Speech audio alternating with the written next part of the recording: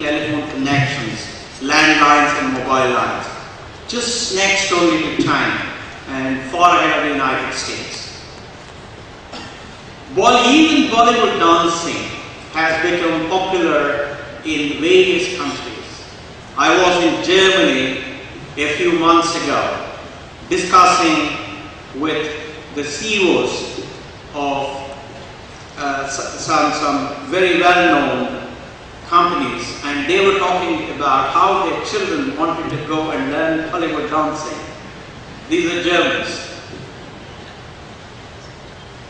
Let me give you the example of my own company, not because I want to brag about it, but just to tell you the kind of changes that have happened in the country.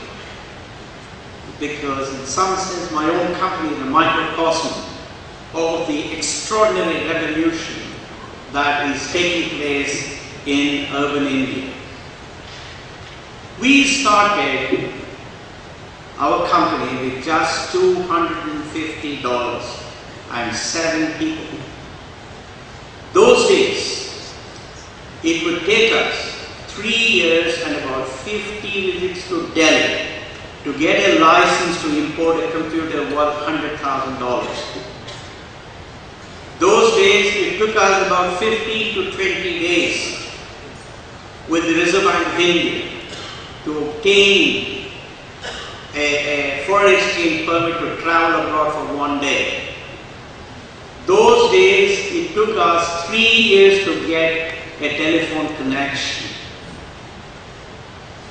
Today, the government is not at all an inhibitor for our growth. We have become market-driven.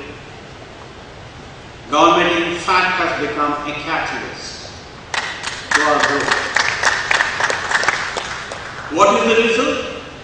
The result is that in the last 30 years, we have grown from $140,000 of revenue in the first year to $6 billion. This year we will be a $6 billion company. We have grown from a net income of $25,000 in '82. This year we expect to be about $1.55 billion net income. And from a $250 investment, today our market capitalization is about $40+ billion.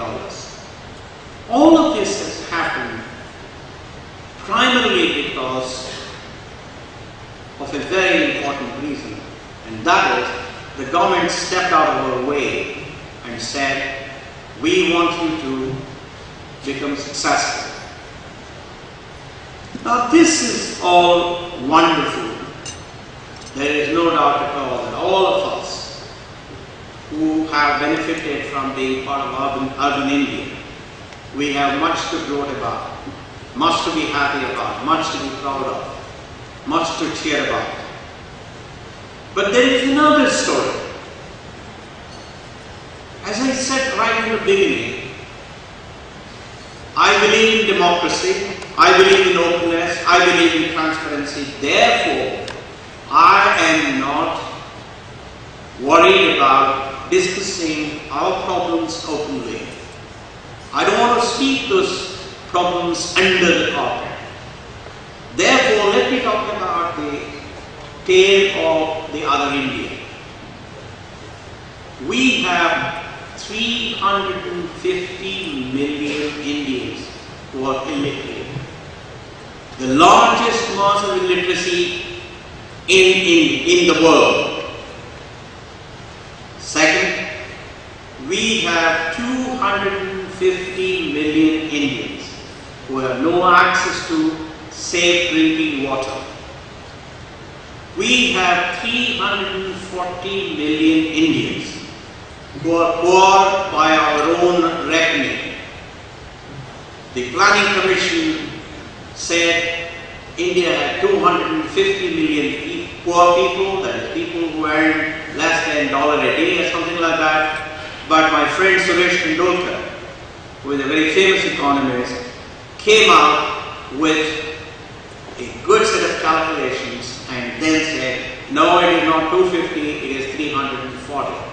That's what democracy is all about. You can stand up, use your data, use your argument, and then come out with a result that is different from the official figure. We have 750 million Indians who do not have access to decent sanitation that you and I are used to. We have only one teacher for every 2 classes in rural India in 50% of the schools. We have millions of children who go hungry and therefore they are not able to attend school because they have no energy. They cannot absorb what the teacher is passing on to them. We believe that the future of India will be safe only if we can bring inclusive growth to our country. That is, the rich and the poor have to grow, the educated and the not so well educated have to grow, the urban and the rural will have to grow. That is true growth. We have to raise the confidence of our poor people so that they do accept the concept of compassionate capitalism that you and I have indeed accepted, and that they appreciate that compassionate capitalism driven by entrepreneurship is the only way forward for India to become a better society. This requires us, you and I, you and all of us, to create hope in these poor people, in these poor children, through decent education, healthcare, shelter, and better economic opportunities for them.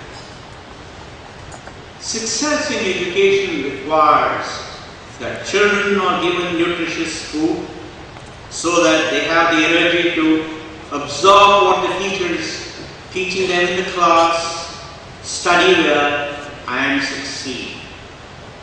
This is the core belief of Deshpande, Mohandas Pai, Ramdas Kamath, Madhu Pandit Das, Chandra Pandit Das, etc., etc., in founding Akshaya Patra. India has a small percentage of the population that can match and perhaps in some cases exceed global standards in engineering, in management, in finance and marketing.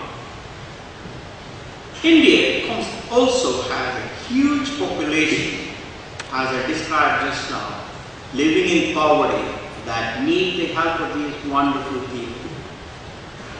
Therefore, initiatives like Akshaya Patra offer an excellent opportunity for this small group of people, some of whom are all in this room, to apply the best practices globally to bring solutions to the population living in poverty. Akshaya Patra to me is a prime example of how this has been done and how this can be done in the future.